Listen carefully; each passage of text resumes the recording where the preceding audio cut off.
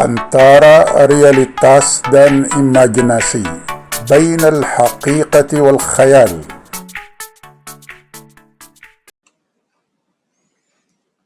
Bismillahirrahmanirrahim.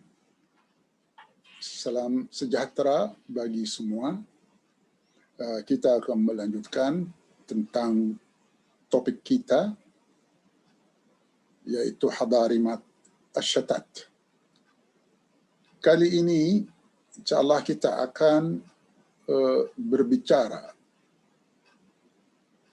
tentang suatu permainan yang sangat besar terhadap pengakuan suatu kelompok bahwa mereka adalah keturunan dari Ahlul Bait. Kali ini kita akan melihat ke suatu kelompok yang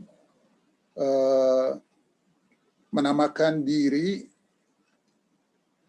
Al-Fatimiyun. Al-Fatimiyun haula adalah kelompok Syiah Al-Ismailiyah. Jadi sebagaimana kita mengetahui bahwa Syiah itu terbagi atas beberapa bagian. Ada Syiah Al-Ithna Ashriyah, yaitu Syiah yang 12 imam. Ada juga Syiah yang 7, yaitu Al-Ismailiyah. Ada juga Syiah Al-Qaramita. Ada banyak golongan Syiah. Ada ulat Syiah yang ekstremis dan lain sebagainya. Tetapi dalam kaitan ini kita akan melihat kepada Al-Fatimiyin sebagai Syiah Ismailiyah. Syiah Ismailiyah artinya bahwa mereka itu mengakui adanya 7 imam, lain dengan Syiah yang 12 imam. Mereka mengaku bahwa Ja'far As-Sadiq itu sudah menobatkan anaknya Ismail sebagai pewarisnya. Tetapi Ismail itu wafat. Jadi ketika dia wafat, mereka menyatakan bahwa dia bisa saja menjadi imam yang tersembunyi, yaitu imam yang ke-7. Di situ terjadi penamaan mereka sebagai Syiah Ismailiyah atau Syiah yang percaya bahwa adanya 7 imam. Jadi mereka sebenarnya tidak disetujui oleh beberapa kalangan Islam lainnya, dari Sunnah dan dari Syiah yang ke-12 imam. Marilah kita melihat mereka itu siapa dan bagaimana mereka itu memasukkan nasab.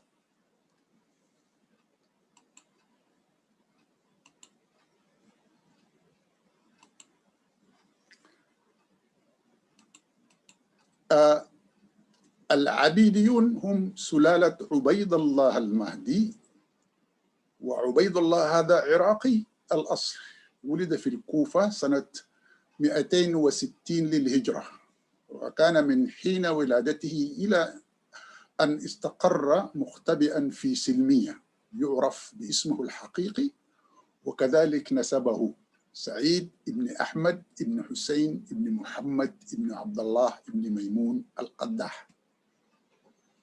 Ini artinya Abidiyun atau Al-Abidiyun adalah keturunan dari Ubaidullah.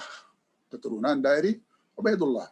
Wa Ubaidullah hadha Iraqi al-asl. Ubaidullah adalah orang Irak. Orang dari Irak. Wulida fil Kufa sanat 260. Dia dilahirkan di Kufa pada tahun 260 Hijriyah. وكان من حين ولادته إلى أن استقر مختبئا في سلمية. Jadi semenjak dia dilahirkan, dia hidup dalam kesembunyian, menyembunyikan diri di tempat namanya Silmiyah. Yu'raf bi ismihil haqiqi, dengan namanya yang hakiki, namanya yang benar. Wa kadzalik nasabahu, dan juga keturunannya, yaitu Sa'id ibni Ahmad ibni Hussein ibni Muhammad ibni Abdullah ibni Maimun Al-Qaddah. Ini memang kita melihat ada suatu atau ada seorang dilahirkan dan dia menyembunyikan diri di tempat namanya Silmiyah dan mempunyai nama hakiki. Kita akan melihat nama aslinya itu diganti dengan cara yang bagaimana.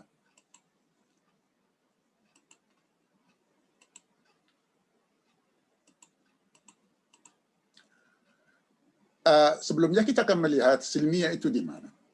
وتقع السلمية في الشمال السوري إلى الشمال الشرقي من حمص. Suria itu terletak di mana? Silmiyah terletak di mana? Di utara Suria dan di utara timur Hims. Hims itu sekarang salah satu kota di Syria.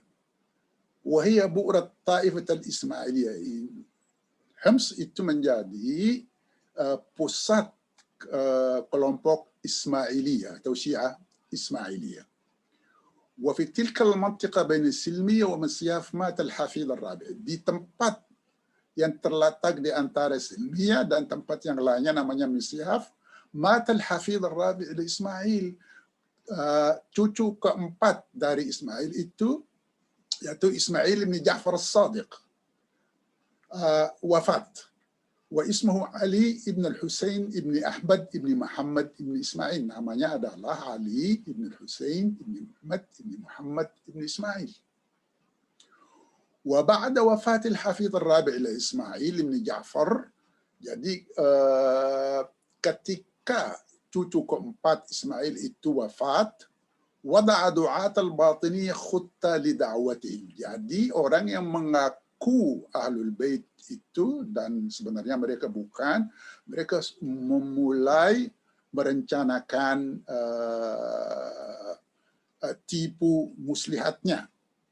قرروا فيها نقل الإمامة من ذرية إسماعيل ابن جعفر إلى ابنهم بنكاح الروحي. Mereka berencanakan untuk mentransfer al-imamah min dzurriyyat Ismail, dari keturunan Ismail ibni Ja'far ila ibnuhum bin nikah ruhi, untuk anaknya. Dengan cara apa? Dengan nikah ruhi. Nikah ruhi artinya pernikahan spiritual. Ini memang hal yang juga tak dapat dibenarkan, yaitu Sa'id ibni Ahmad ibni Hussein ibni Muhammad ibni Abdullah ibni Maimun Al-Qaddah, wa taghyir ismuhu al-haqiqi ila Ubaidullah Al-Mahdi. Ini sudah jelas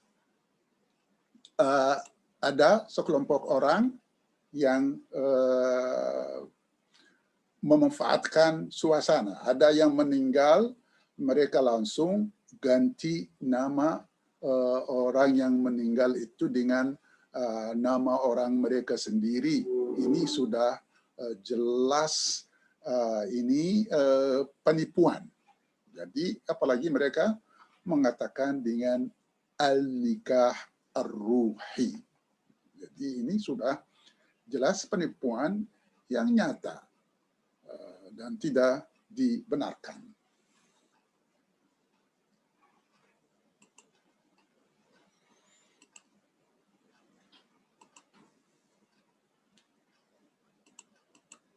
Ini mungkin lebih akan menjelaskan secara lebih. Ini dalam bahasa Indonesia, cucu keempat Ismail ibni Ja'far as-Sadiq telah wafat.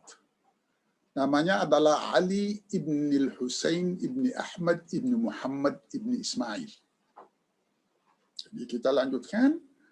Terjadi pemindahan imamah dari keturunan Ismail ibni Ja'far kepada anak mereka yaitu Sa'id ibni Ahmad ibni Husain ibni Muhammad ibni Abdullah ibni Maimun al-Qaddah, dan namanya diganti menjadi Ubaidullah al-Mahdi. Ini sudah menjelaskan bahwa mereka itu memang betul-betul menggantikan nama orang asli dengan nama orang yang tidak asli. Lalu kita akan melihat Adarisah. Ada dinasti Adarisah yang pernah didirikan di Maroko. Mereka itu siapa dan siapa orang pertama yang mendirikan dinasti Adarisah di Maroko sekarang.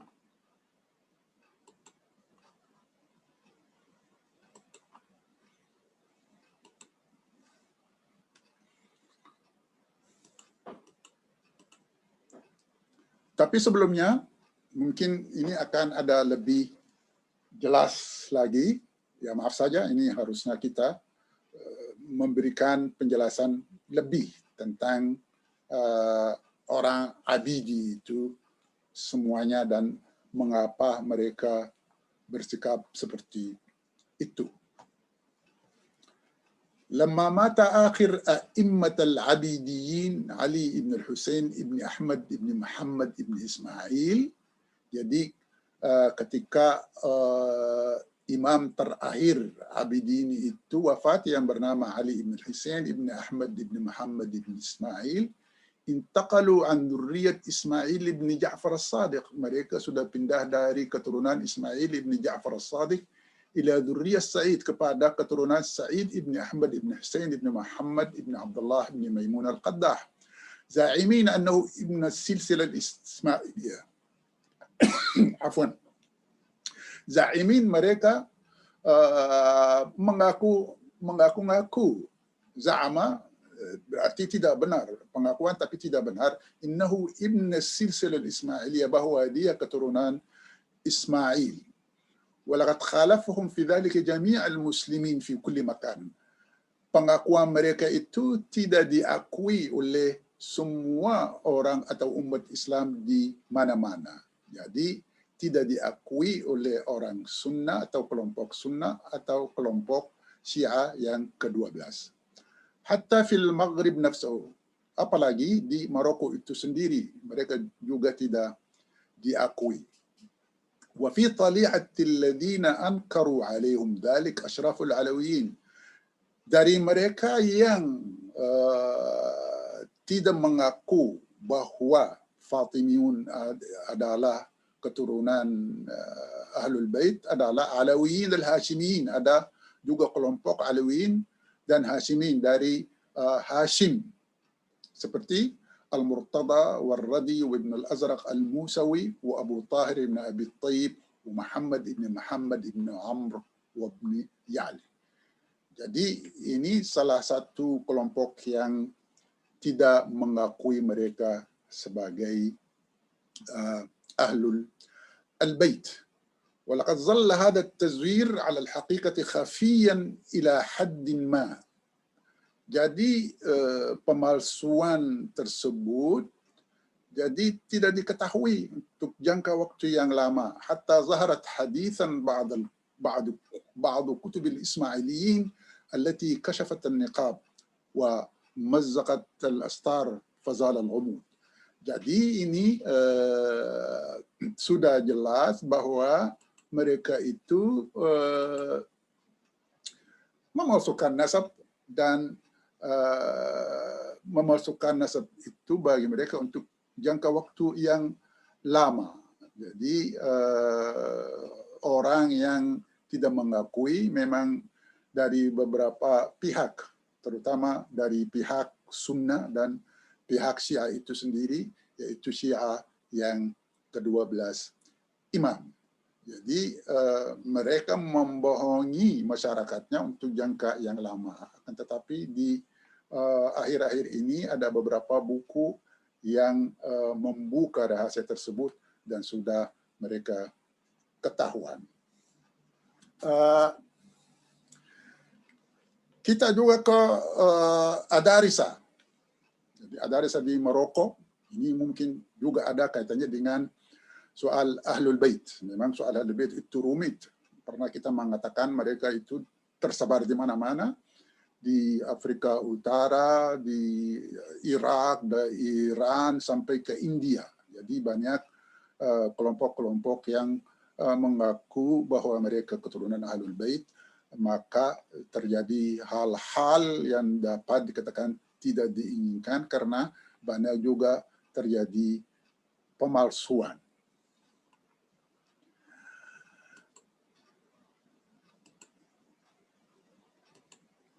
Tentang Adarisa. Al-Adarisa. Adarisa di mana? Di Maroko, Al-Maghrib. Al-an fi Shamal Afrika, atau Afrika Utara. Istilah nasab bukan suatu istilah yang statis. Ia dapat diolah kembali, rekonstruk oleh yang mengaku keturunan untuk keperluan sosial dan politik dan ekonomi. Ide Ahlul Bait pertama kali diperkenalkan di Maroko adalah mulai atau maulai itu hampir sama dengan Sayyid Idris yang pertama, yaitu Idris yang pertama, Idris al-Awwal. Dia mempertanyakan dan menentang Banu al-Abbas sebagai penguasa karena menurut dia mereka bukan dari Ahlul Bait. Jadi ini juga ada masalah lagi. Masalahnya itu memang Idris al-Awwal itu Idris pertama hijrah dari Makkah karena ada peperangan, ada revolusi. Revolusi itu sebabnya apa? Karena kelompok yang merasa dirinya dari Ahlul Bait tidak menyetujui bahwa ada kelompok yang lain yang bukan dari Ahlul Bait seperti Al-Abbasiyin. Abbas itu dari Abbas ibn Abdul Muttalib. Jadi ini tidak ada hubungannya dengan Ali bin Abi Thalib atau Fatimah Az-Zahra. Jadi yang merasa dirinya keturunan dari Fatimah Az-Zahra tidak mengakui Al-Abbasiyin sebagai apa? Sebagai pemimpin, karena menurut mereka yang menjadi pemimpin harusnya dari Al-Itran Nabawiyah, dari Quraisy, persisnya dari keturunan Ali ibn Abi Thalib atau Fatimah Az-Zahra. Maka terjadi revolusi, tapi revolusi itu gagal. Ada yang dibunuh, di antaranya adalah Muhammad an-Nafs az-Zakiyah, dia saudaranya Idris. Idris melarikan diri ke Maroko dan mendirikan dinasti Al-Adarisa. Dan sebenarnya bukan dia yang mendirikannya. Yang mendirikannya secara utuh adalah anaknya. Anaknya itu dari ibu, dan ibunya itu dari suku Barbar.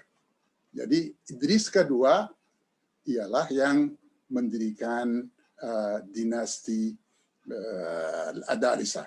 Jadi dinasti itu juga banyak variasinya, dan kita akan melihat lebih lanjut. Idris mengaku dari Ahlul Bait, dari Al-Hasan. Kita melihat pengakuannya itu betul atau tidak, kita akan melihat.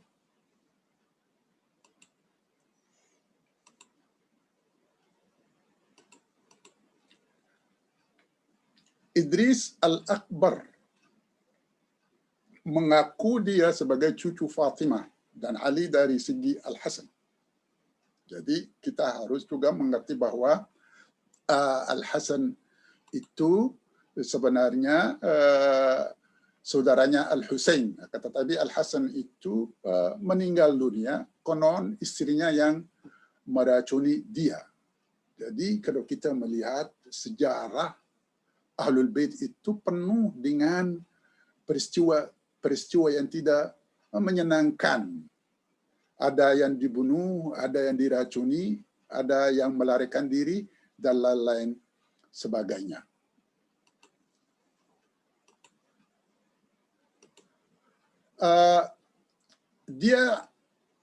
Ketika dia berperang dengan mereka karena persoalan tersebut, persoalan apa yang itu, kelompok Al-Abbas itu tidak berhak menjadi pemimpin karena mereka tidak dari Ahlul Bait, yaitu dari Ali dan dari Fatimah Az-Zahra.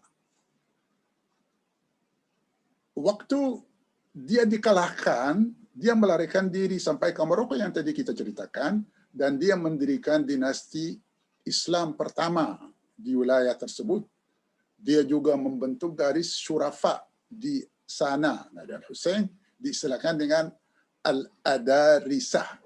Diistilahkan dengan Al-Adarisah. Jadi kita juga melihat di sini bahwa memang Idris itu sudah melarikan diri dan mendirikan dinasti, dan dinasti itu di tengah-tengah suku-suku yang bukan suku Arab, yaitu Amazigh, ada Berber, dan ada suku-suku yang lain. Dia memanfaatkan klaim keturunan Ahlul Bait dan dia berkuasa. Sebagaimana kita melihat ada banyak juga yang berkuasa di daerah-daerah yang lain karena mereka menyatakan bahwa mereka dari keturunan Nabi Sallallahu Alaihi Wasallam, maka mereka dapat kemudahan untuk mendapat kekuasaan atau mendirikan sebuah dinasti. Jadi di Maroko itu mungkin mereka juga ada dua garis keturunan. Kita melihat dua garis keturunan yang tetap saja terkait dengan soal Ahlul Bait. Marilah kita melihat kedua garis keturunan itu apa.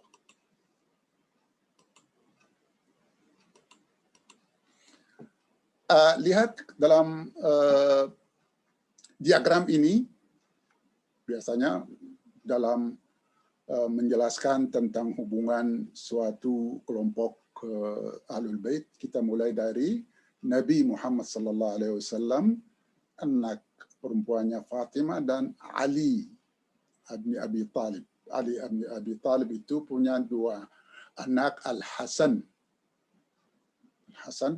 dan Al-Husain juga. Ini dari Al-Husain dan Abdullah. Ini dari garis Al-Husain dari Al-Hasan. Al-Hasan itu ada Abdullah itu ada mulai Idris, mulai itu Sayyidi Idris, dan Idrisid yang berkuasa 789 dan 985. Dan garis yang kedua itu dari Husain adalah Muhammad An-Nafs Az-Zakiyah. Dan ke bawahnya Maulai fil waqi'. Jadi pada benar Maulai Ali Al-Sharif Maulai, sebagaimana kita jelaskan sama dengan Sayyid atau Sidi Syarif atau Alawits, ini membentuk garis Alawiyin. Ya, yang mungkin mereka menyatakan bahwa mereka dari keturunan Ali melalui anaknya Fatimah. Setelah itu gelar syarif, perhatian khusus. Kenapa ada gelar syarif Sayyid itu mendapatkan perhatian? Mungkin ada beberapa alasan. Ada beberapa hal-hal yang membuat gelar tersebut itu menjadi gelar yang penting. Marilah kita melihat hal-hal seperti apa yang menjadikan gelar seperti itu gelar penting. Gelar syarif dapat perhatian khusus waktu terjadi goncangan di wilayah Maroko, seperti ancaman dari Spanyol, yang bagi mereka serangan Kristen terhadap Islam dan munculnya kelompok-kelompok Tawaif yang diantaranya Taifah Al-Jazuliyah atau Taifah Al-Jazuliyah yang menyuruhkan adanya pemimpin keturunan Nabi untuk membela Islam dari ancaman Kristen. Maka diperlukan mujahidin. Mereka berkuasa untuk jangka waktu yang pendek dan memuluskan jalan untuk Taifah Alawiyah untuk berkuasa pada 1660 melalui Sultan Mulai atau Sayyidi Ismail Al-Thani. Ini beberapa alasan yang menjadikan gelar Sayyid Syarif itu penting. Di antaranya adalah peperangan yang terjadi antara Kristen dan Islam, apalagi peperangan dari Spanyol. Ada juga serangan dari Spanyol ke daerah Afrika Utara di mana terletak Maroko, dan bagi mereka serangan dari Spanyol itu serangan anti-Islam. Maka mereka memerlukan pemimpin-pemimpin dari Ahlul Bait biar memberikan dorongan spiritual bagi orang untuk jadi mujahid fi sabilillah. Jadi ini salah satu faktor yang penting yang memperkuat penggunaan syarif dan sayyid, dan itu juga terjadi beberapa tawaif. Tawaif itu kelompok-kelompok pengelompokan. Ada taifah A, taifah B, taifah D, termasuk juga pada akhirnya ada taifah Alawiyin. Jadi semuanya bersandar pada penggunaan gelar tersebut untuk memperkuat diri sebagai pemimpin. Lalu karena ada gejolak-gejolak seperti itu, sudah masuk wilayah yang dapat dikatakan wilayah terlarang karena ada penggunaan imajinasi pada pengakuan orang bahwa dia dari keturunan Ahlul Bait. Marilah kita melihat imajinasi itu seperti apa. Peristiwa-peristiwa sejarah yang disebutkan di atas memperlihatkan betapa gelar seperti Syed Syarif Alawi berpartisipasi dalam gejolak-gejolak sosioekonomi yang pada gilirannya membentuk kembali gelar-gelar tersebut melalui imajinasi, memalsukan, dan terjadi banyak pemalsuan nasab untuk keperluan sosioekonomi.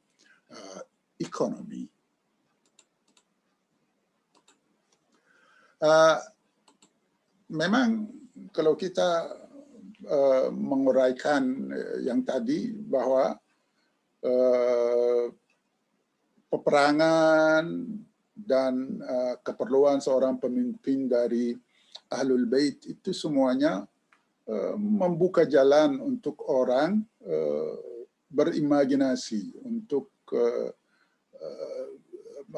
mengklaim bahwa dia dari Ahlul Bait. Apalagi kalau di Afrika Utara itu, apalagi di Maroko, ada banyak suku-suku yang asalnya bukan Arab, seperti Berber, Amazigh, dan juga ada suku-suku di selatan, ya mungkin juga akarnya ke Afrika. Jadi mereka juga memanfaatkan situasi seperti itu untuk meraih keuntungan dengan mengaku bahwa mereka dari keturunan Ahlul Bait, dan ini yang menjadi masalah yang sangat besar yang harus diwaspadai.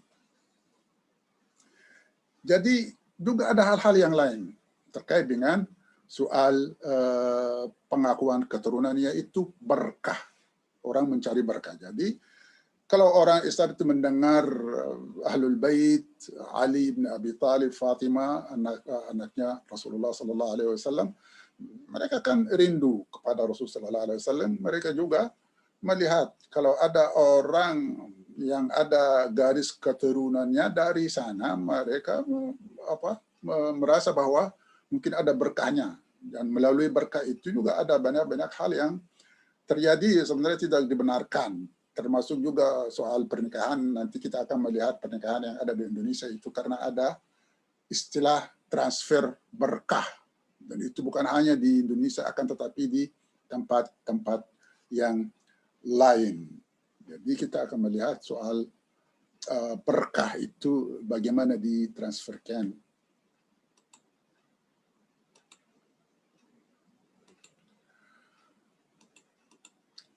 Untuk mencari berkah, itu yang tadi saya ceritakan tentangnya, melalui para sayyid, syekh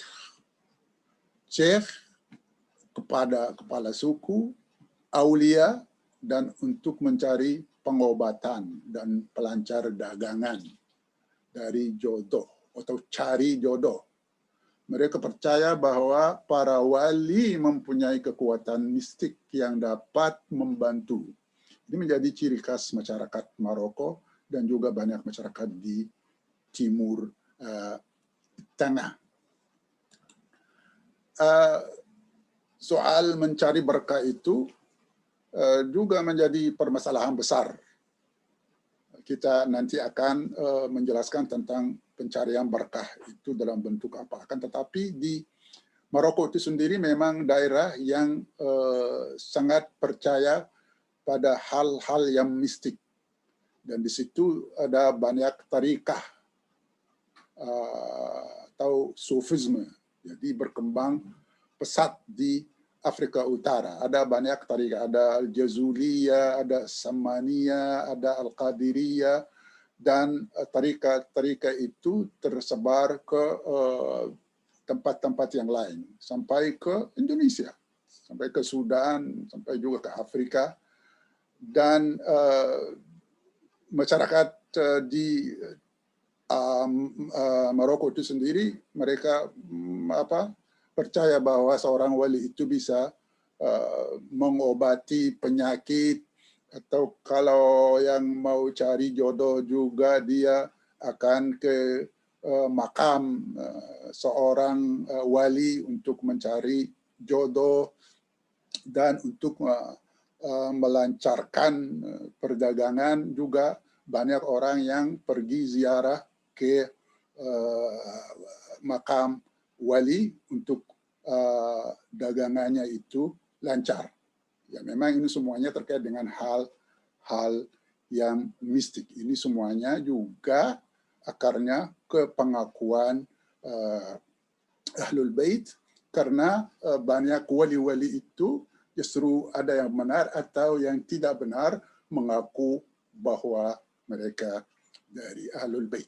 Dan mungkin cukup sampai di sini, dan kita akan mengakhiri pertemuan kita ini sampai kita bertemu di episode yang akan datang. Tolong jangan lupa untuk menekan tombol subscribe. Wassalamualaikum warahmatullahi wabarakatuh. Sampai kita jumpa. Assalamualaikum.